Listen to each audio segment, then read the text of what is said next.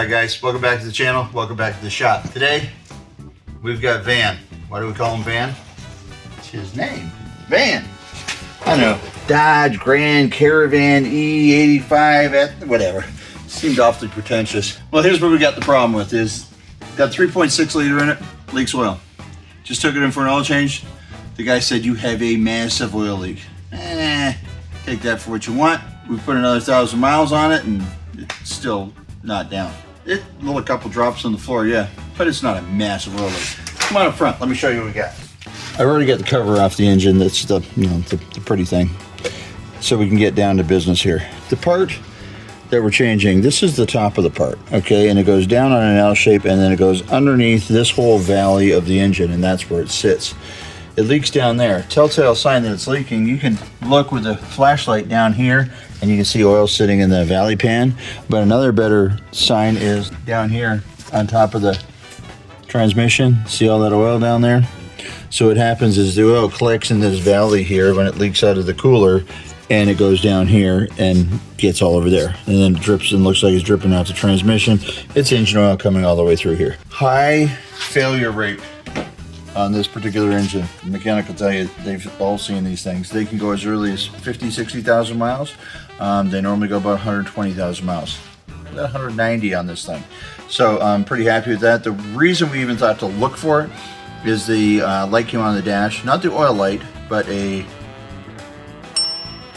can't remember what light came on, but a light came on. Made us think, we should check that. That light came on, ran over to Riley's. What's going on? They said it's an oil pressure switch is the problem, so we ordered a new oil pressure switch. Well then, in the day between getting that and when we were going to do the repair, took it in for an oil change, and that's when they found the oil leak. So let me show you the new part we're putting in. This sensor I think is still good, but we will be changing both sensors as we're changing the entire part. That comes as part of the kit. You got new gaskets and you got your mounting hardware in the kit. The mechanic, when he saw the oil leak, immediately said it's 800 bucks to fix it plus the parts. His parts were $400, so 1,200 bucks. You can buy these online for about 100 bucks. So they range from 80 to 150. You can find a decent one for 100 bucks. Now, how much labor does it take? Well, they say the book calls for, I think, 3 hours. They say it takes between 2.1 and 3.5 hours for a seasoned mechanic to get in there and get this thing knocked out. I am not a seasoned mechanic. See how long it takes me. Okay, like I said, I've got the top of the engine off already. A couple things we want to do is we want to drain the coolant out of it. Let's jack it up and start by getting the coolant drained out. Oh, space. Can't see. She's oily, that's for sure. All right, first thing we want to do is this up here. We're underneath the driver's side, right in front of the driver's tire, on the bottom of the radiator. You can turn that out and drain it. It's going to hit this frame rail here, support, and it's going to go everywhere. That's all right. We'll clean it up. All right, you just turn that about 3-4 times. Commence making a mess. I'm going to be unplugging a lot of the electronics, wiring harnesses and that sort of thing to go in here. So one of the first things I'm going to do is I'm going to jump up here, I'm going to put 10 mil on here, and I'm going to disconnect the battery. Let's disconnect that, tuck that down there, and then we got it out of the way. It's safe. We're going to start with some of the things on top here. We've got this line that comes across here to the air box. Comes all the way down, just plugs into the side of and it just pops right off of there. We take it here, twist it, pop it off too, and put it up there. I usually like to try to put things like close to where they came off, so when I'm putting it back, I don't wonder where it came from. It was in that orientation and it sat right about here. Just something I like to try to do. All right, next we're gonna come in here and we're gonna take these clamps off of here, hit the air box out of the way. I'm gonna find taking some of the larger, more accessible pieces off. This makes the job easier because it's a big chunk out of the way. So this box part here does have to come off. We'll disconnect this cable here, and there's a little clip on here that pops up. Yeah, it's just a little plastic clip. Pops up. Air box comes out. Well, the air box, it's a return piece. Yeah, there you go. The main thing with these, taking this apart, is you're gonna want to watch every one of these has a different locking mechanism, a different way to unplug. The big thing with a car's got 190,000 miles on it, everything's old, dry, brittle, and it's just gonna fall apart. So it's really easy to break these clips. Not so easy to repair them if you break them. So I just want to say, like this one here's got a little red lock on it. I think you got to use a pick to pick those up. Undo the lock so that it unplugs. Don't force anything. Make sure you just take everything slowly. You're gonna be thankful later that you went slow and saved yourself the hassle. So it's down here in the V between the two heads where everything's gonna be a mess. There we go. Unplug that. Some of these are gonna be really obvious where they go to. Some of them not so much. So a good thing to, before you get started, is you might want to just take some overall pictures of the engine and just remember, hey, where'd this thing go to? Oh yeah, it plugged into that sensor right there. You play with all different kinds of cars, and every one of them's got a different way of putting things on there. This here,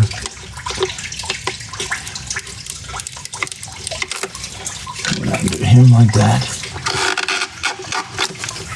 Gentle does it. If you go too hard on this and you break that part off of this whole thing, yeah, you're taking it to a whole different level at that point. But basically what we're trying to do is to get this guy off the top here. So there you go. That up and off to the side. There's an acorn down there, not factory equipment. Okay, so these bolts here, this is what we're going to be trying to get off of here to lift this top piece off. So I don't know what else I'm going to have to unplug as we go, but we're going to find out. Let's get those bolts out of there. All right, so we're going to take these bolts out down here. They are 8mm, and they unscrew, but they kind of just hang out in the plastic when they're loose. They don't actually come out. This piece comes all the way back to here. I'm not sure I have to unplug all of that. We're going to find out as we go here. Just doing this in an inquisitive kind of way, getting into it. And we don't have a book, we don't have a manual, we're just figuring it out. I know where the piece is that's broken. That's kind of the key thing. Where's the broken piece? How do we get to it? There's a bracket here, a metal bracket that comes up, and there's a stud in this plastic piece that comes through that bracket. So, okay. I see them now. Sometimes the elevation can help the situation. They're kind of right down in the middle there, and they're a little hard to get to, especially this one because, well, had acorns in there. And how does an acorn get down in there? I'm having a hard time getting around the bolt. There we go. Just so you know, it is a, I can't read that. Say T20. T20. T20. So it's good to have somebody around that has eyes.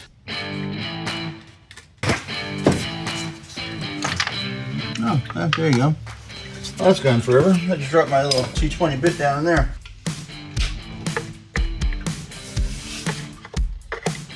Well, the good news is it's going to be down where we're going.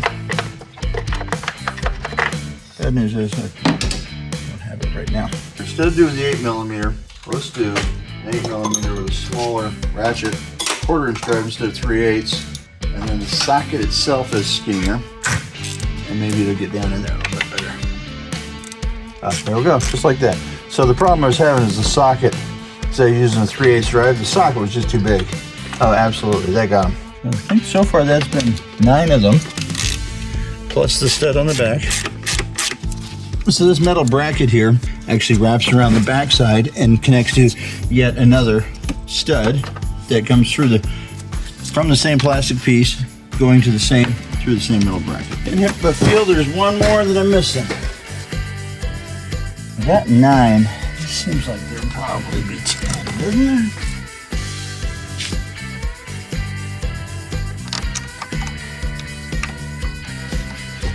Gives us a little bit better visibility of what's going on down here. And now you can see down here, we've got 2 more of those little 10mm deals. Okay, and we have movement.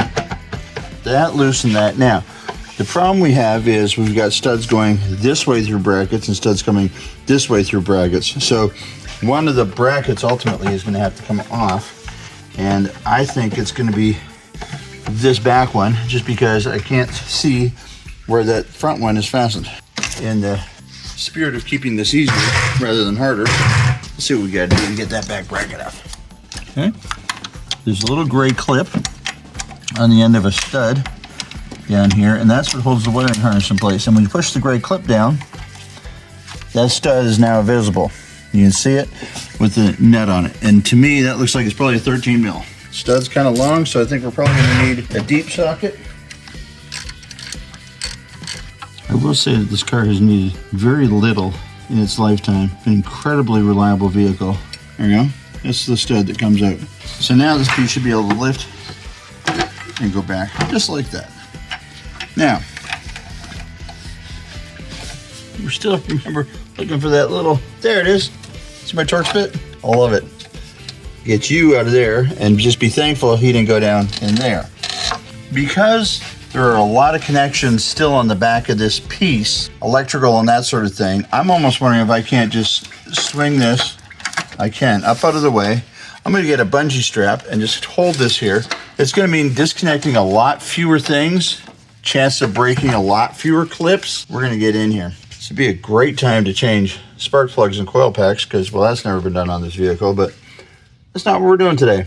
And actually, I'm just gonna tell you, if you ever had to change spark plugs and coil packs on this vehicle, you gotta do everything I've already done just to get to this stage to do that. So it's good to know. Because the more you know. I'll also tell you, this vehicle's got 190,000 miles on it, and I know, because I've had it since new, those are the original coil packs and plugs. You wanna know about the reliability of a vehicle? That's saying something right there.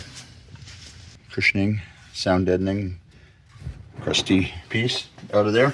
Not sure what the purpose of that is, but we don't need it for what we're doing right now. So here's the piece we're going after. You can see the plastic on here. The next thing we gotta do is we gotta take this lower intake out. So we've taken the upper intake, now we got the lower intake to get out. You wanna be careful when you're doing this. We don't drop anything down inside of the open holes. While I'm working down here with the intakes open like that, I'm gonna go ahead and cover everything over. Just a little extra caution there so nothing goes down inside. So what we need to do is we've got, like we said here, our coil packs in here. Everything's so dirty, golly. We've got all these in here. Made Brazil. I don't like that. They say everything's made in China. Down here, we've got our injectors. We need to unplug our injectors. We need to unplug our fuel line from our fuel rail. We're gonna take the this whole wiring harness, leave it attached to the fuel rail. We're just gonna, all this stuff here, we're just gonna lift this right out of here and flip it to this side, and then we'll have to do the same on the back side. So we've got these little clips on here. Every clip is a little bit different, so I just gotta figure out what the secret sauce is to getting it off of there. And then these guys here will lift up off of here. They're just your standard old Christmas tree, right? They just fit down in there. They work for, you know, they're like an interior body panel, basically, if you've taken a door panel off before. So we want to get that like that, but now we do need to get these things unclipped. So Google says you pull up on the red locking tab, while you push down on the black release tab, where you pull the whole cable towards you. And that's all fine and good, but the red tabs won't come up. I can't find the black tabs, and I can't push down on the one thing while I'm pulling up on the whole thing. I don't know. Sometimes I just wonder if they're just stiff because all the heat cycles. I really don't want to break off a tab, or worse, an injector. But those little red tabs will not come up. And I've got a pick underneath it here.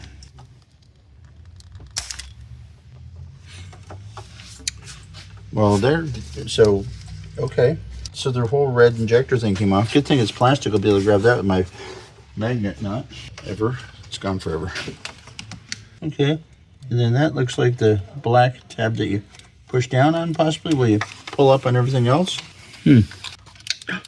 There we go. Okay, so, you know, when they say push down the black tab, they mean push it in. Now that black push tab is pretty stiff. It doesn't go real easy. It's not an easy push down, so there you go. You really got to kind of get on this black tab here. Once you get that red thing to lift up like that, so you get your lock position there. Once it lifts up, you really have to give that a pretty good shove to get it to move back. So, and then I'm gonna see if I can lift this red tab up with a screwdriver instead of a pick. Yep, there we go. And then it comes up. I really feel like you can do it better with your fingers because you can actually feel the whole thing. Got 1, 2, 3. Well, now that that didn't help. The little red tab broke off. The little part you're supposed to grab broke off. So now I got to try to grab the sides of it with the pick. The red tab. Okay, he popped up. Now let's try to pop up the other little red tab, and we'll get our fingers in there and do what we need to do.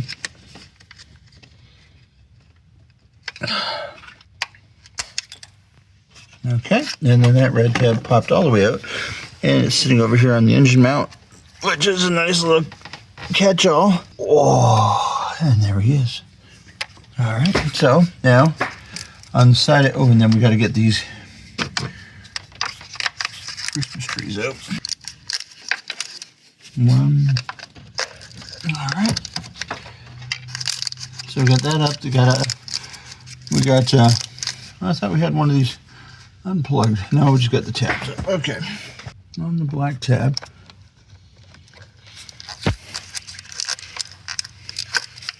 And then it slides up. Again, push on the black tab.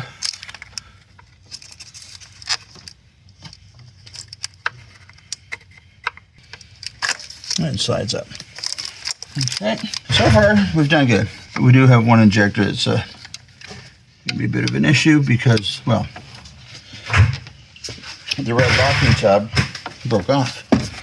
So, kind of like when you break the key off in the ignition. There we go. The remnants of the red tab popped up. And now we're just going to push that little black deal in. And there we go. Okay. 6 injectors are unplugged. Take these back for a moment. We've got down here, we've got these 1,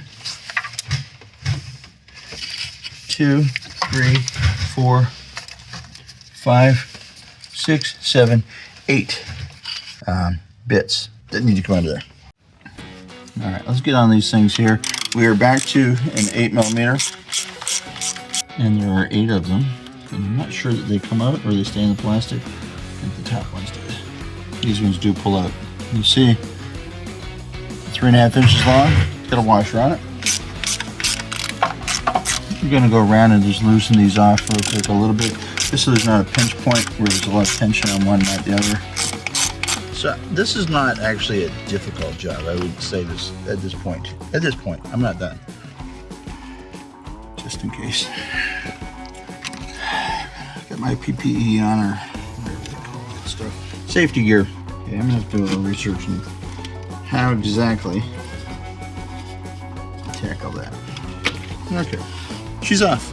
How do you like that? Squirting gasoline everywhere. I feel really good about that. Yeah. So there's my pine straw problem. Yeah. I don't know if you can see down in there, but you can look right in and see the valves down in there. And that all needs to be cleaned up. So we're going to clean up these mating surfaces.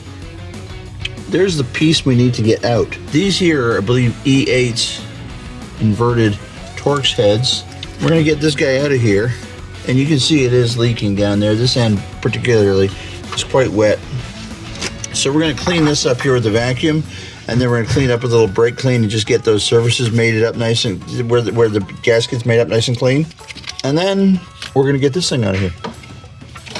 Which was the whole goal of what we're doing this evening, is to get that thing out, pitch into the side, drop the new one in, and then it's a matter of putting this back together. And somehow I think it's going to go back together quicker than it came apart.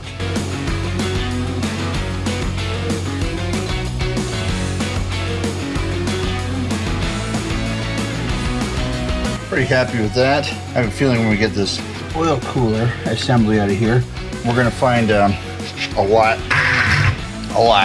of dirt and grime and things down there we're going to clean up. All right, can you see that? That's an E8. So it's basically a Torx backwards. Does that make any sense? 1, 2, I'm going to guess there's 4. The reason I'm guessing there's 4, because the part came with 4 new ones.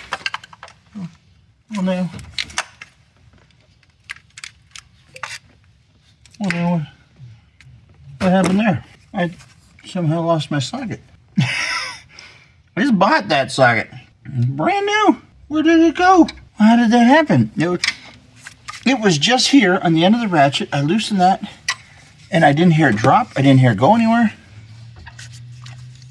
This is a problem. It's a very big problem. Okay. Just poking around. Oh, I see it. There he is down there. You dirty dog. Look at you. What are you doing? Going off on a little adventure? I got no time for that. No, thank goodness we found him. So sometimes what you want to do, you're trying to figure out how something comes apart. Look at the new part. So that clip slides on, and then something is grabbing hold of those two teeth. We can see that, but looking at it, but we're also looking at the wrong clip. This is the one we're trying to get off right now. So the tooth that's holding it is right there. There we go. When I looked at the tooth, when I knew where the release point was, it made it a whole lot easier. Okay. So that's where our oil's been leaking. All right. So let's get this out. Let's see what's on here for fittings. Let's see what's on the new one for fittings. Let's make sure that we've got the right fittings in the right spot. But let's remember, we still have a electrical connector down here that we have to disconnect, and we still have a coolant line down here that we're gonna have to disconnect. All right, the coolant line has a hose clamp on it. All right, let's see if we can get that electrical connection off of there first. Got that disconnected, and that gives us a lot more flexibilities in here. So I'm going to loosen this hose off, and at the same time, I'm going to try to reach a tool I can't reach, and let's see if I can get that hose. The only thing left is that hose. So I should be able to grab the clamp in one hand. There we go. Pull the hose out. There we go, boys and girls. That is the part that leaks. Now we're not sure where. I don't actually see a completely obvious failure on it, but we can look at that oil down there in the valley and know we had a failure. Side-by-side comparison. I'd say we have the right part. We gotta check in there, make sure that came with a filter, not just a filter cover. Gotta connect these, put that coolant line back in, drop this thing down in there and put it back together. First thing we gotta do though is figure out how we clean up the mess that this leak caused. Look at the oil down there. What we're going to want to check here is this. On the bottom of this piece, is there any grommets that those two O-rings are still on the engine because they're not in the part. So we want to make sure that we don't double O-ring because it'll leak. So it looks like there's two O-rings down there we need to get. The kids are down there, the other end of the shop, changing a fuel filter on a BMW 325i. Most they've ever done before is oil change and maybe put a flat tire repair. That's pretty awesome. They're down there. That's huge. Yeah. Teach your kids how to do stuff. They're saving hundreds of dollars. Plus I get to hang out with my kids. Wow. So that valley goes down quite a ways, and I'm feeling a lot of dirt down there. And I have a feeling what happens is the dirt's plugged up the end of the valley where it would normally run out onto the transmission and drip down onto the ground. So it's just kind of maintaining oil.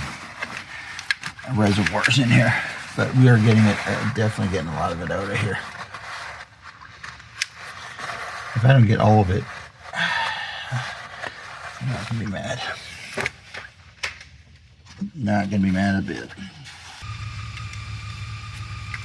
What was that? Feels metallic.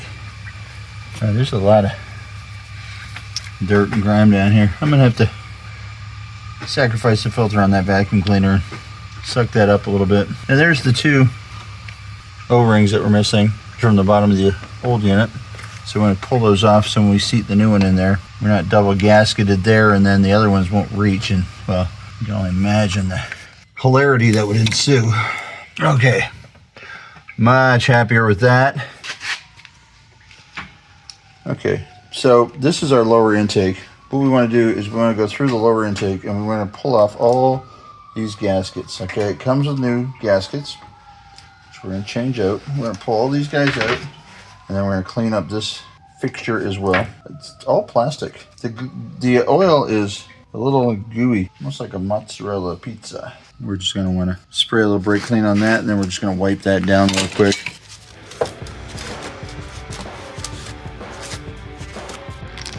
Yes, there were 5 bolts.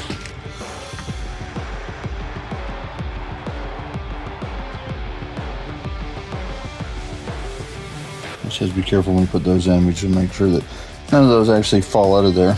Moving it around here, they might slip out somewhat. So I think I'm going to put these guys here on the top after I set this piece here. And since I have extra pieces floating around that could fall off. See that? I'll make sure that doesn't happen. Get all our O-rings on the bottom, nothing fell out. Coolant line is currently on all the way. I'm going to lift this up here so the pliers can clear the sensor. And yes, I'm using wire cutters because they've got a nice big jaw on the end of them, and they actually work really well for doing a lot more than just cutting wire. Well, that went a whole lot easier than I thought it would. I've got my 2 sensors tucked up in here. So the bottom one I'm going to put on first, just so that it's, if I put the top one in first, it's just in the way. That just clicked on there. All right. This one here. And one thing you've noticed already, I'm sure, is, well, that took a lot less time than it did when it was coming out. And it's like, it just always does. So don't get discouraged. And at this for hours and all I've done is got halfway. No, you're beyond halfway. You are beyond halfway. Now, with that little port that I mentioned earlier on the side, I tell you what, I had to wiggle that around a couple different ways to get that down in there. Yeah, I didn't have to do that with the other one. Has the O-ring on it. It's got to work down in there. There it goes. That just slid right down in there. Nice. So,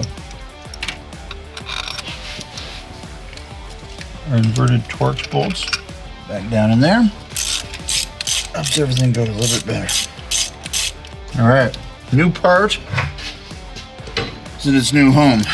I'm going to take it back for an oil change. I don't want the guy to say, hey, you did this wrong. And yes, I'll do my own, this, but I pay somebody to do my oil changes. Because, well, let's just be honest. There's no real challenge in an oil change. Right? This is a challenge. This is what gets me excited. Like, can I beat Chrysler? I think I can. You remember our friend here, the lower intake, right? He goes like this. We know he goes this way because that's where that fuel rail plugs into.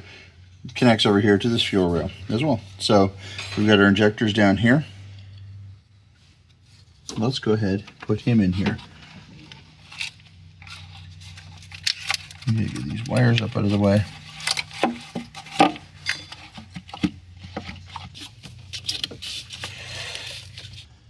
Okay, so let's remember where all these went. One went down here, one went here. It's 3, 4, 5, 6, 7, and number 8 went back here. Those little locks, look how fast that all went. Boom, boom, boom. How much time did we spend getting all that undone? Went together in no time. It's awesome. Fuel rails on. All of our injectors are connected. We forgetting anything? I think we need to put our gasket set on the top of here, lower this top unit back on. We've got a couple of connections to make, but very few because we left most of it connected. Okay, so remember we took the 2 nuts off the front of here. These 2 studs drop into here and here.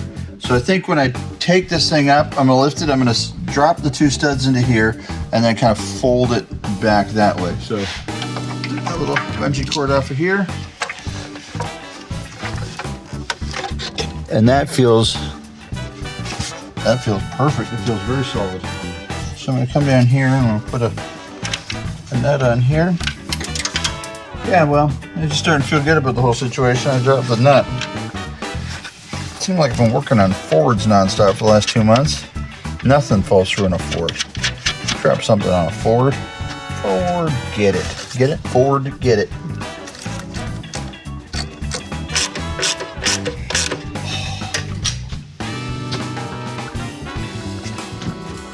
How are we gonna get that in there now?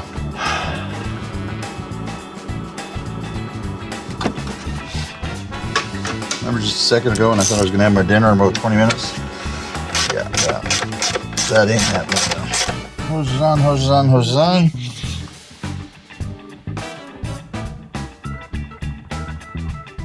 A little retainer pin back in there. Remember the one I was trying to take out with an 8mm bolt? I was younger and dumber then.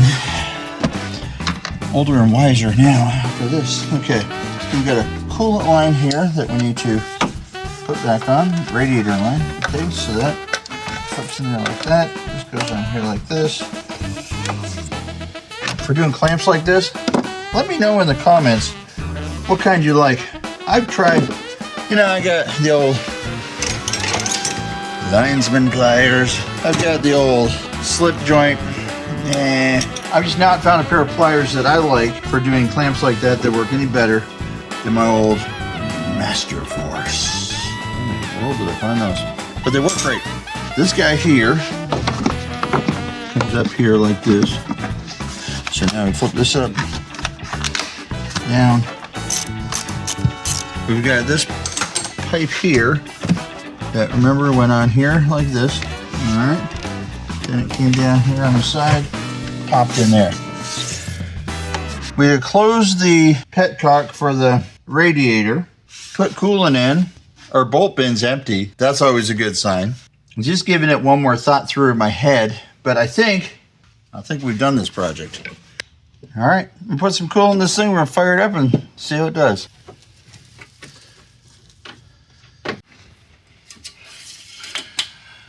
See the engine oil levels at right where it's supposed to be. We put 1,000 miles on this since we oil changed it, and it really didn't drop at all on the stick. I mean, nothing noticeable. Now, you saw when we opened it up, there was oil everywhere. That thing could have been leaking since 80,000 miles ago. I don't know. I never really leaked enough to show a spot on the driveway or anything else. We never noticed anything, but it finally got down to a point where it triggered that dash light, which was a good indicator that, hey, we got to look at it, and I'm glad it did. I think we got everything hooked up. I'm gonna fire it up.